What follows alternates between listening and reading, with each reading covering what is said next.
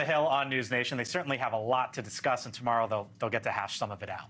We are now learning that President Biden and the Israeli Prime Minister Benjamin Netanyahu will speak tomorrow. It comes just days after Israel admitted to accidentally killing 7 aid workers from Jose Andres' World Central Kitchen in Gaza. But the Biden administration now is also reportedly continuing to push Congress to authorize the sale of F-15 fighter jets to Israel. Joining us now is the top Democrat on the House Armed Services Committee, Adam Smith. Congressman Smith, it is very nice to talk to you. Thank you for being with us here on the Hill. Appreciate it. So this phone call we learned today that will be taking place tomorrow between the president and the prime minister. What do you think the message, Congressman, from President Biden should be at this point in time to Benjamin Netanyahu? Well, I think there's two pieces to the message. I mean, one is the humanitarian crisis in Gaza is a very real problem that has not been adequately addressed, and Israel has a strong role to play in addressing it. And that is important to Israeli security. The images, the realities of what is happening on the ground in Gaza is undermining support for Israel in a wide range of places. And I think they have to find a way to work together to improve that. I was in Israel a month ago, also went up to the crossing at the Rafah border, or sorry, at the city of Rafah in Egypt, to see the process. And look, there needs to be more humanitarian assistance. But I think the second message is what President Biden has said from the beginning. We support Israel's right to defend itself, and we recognize the threats that they face. And yes, the focus is on Gaza, but Iran and Hezbollah in different parts also threaten Israel, and giving them the ability to deter those threats is part of how we stop the war from spreading.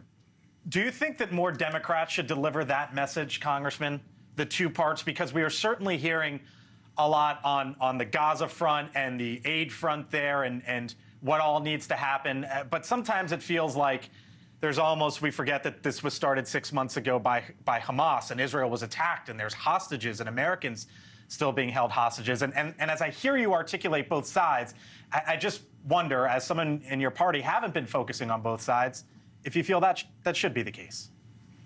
Well, that was, like I say, I struggle each day to speak for myself. Speaking for every single other Democrat out there is a little bit more difficult. I will say that broadly speaking in the media, I mean, look, the big argument right now is for a ceasefire.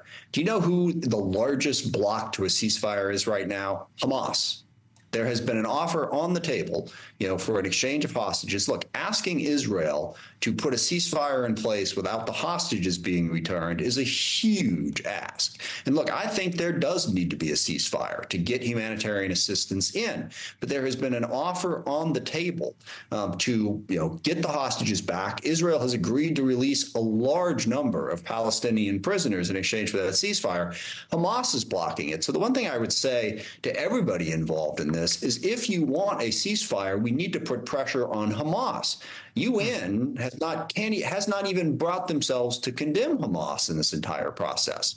And putting aside for the moment a debate about Israeli tactics in Gaza, Hamas is hiding behind civilians, in hospitals, in mosques. They are ramping up the danger to civilians. So at a minimum, I think it would get us to a ceasefire and peace more quickly to point those facts out as well. I only have so much time with you here, Congressman. There's a lot I'd like to get to, but I want to ask you about this. New York Times headline: Biden administration presses Congress on $18 billion sale of F-15 jets to Israel. I believe 50 fighter jets to Israel. What are you gonna tell your colleagues on your side of the aisle about this, and whether or not they? First off, do you support it? And what are you going to tell your colleagues? Look, this gets to the point that I made earlier, the part of this that people have forgotten, and that is Iran and Hezbollah are desperately trying to destroy Israel from the other side. And a lot of the weapons that we give to them are to give Israel the ability to deter that threat. Hezbollah is vastly more well-armed than Hamas was, and Iran certainly is. Fighters like this and other military equipment is to deter Hezbollah from making that attack. So, should the aid have any conditions as you see it? Look, I think we need to continue to press and push Israel to stop expanding settlements in the West Bank and to build a path forward for self-governance and ultimately a state for the Palestinian people.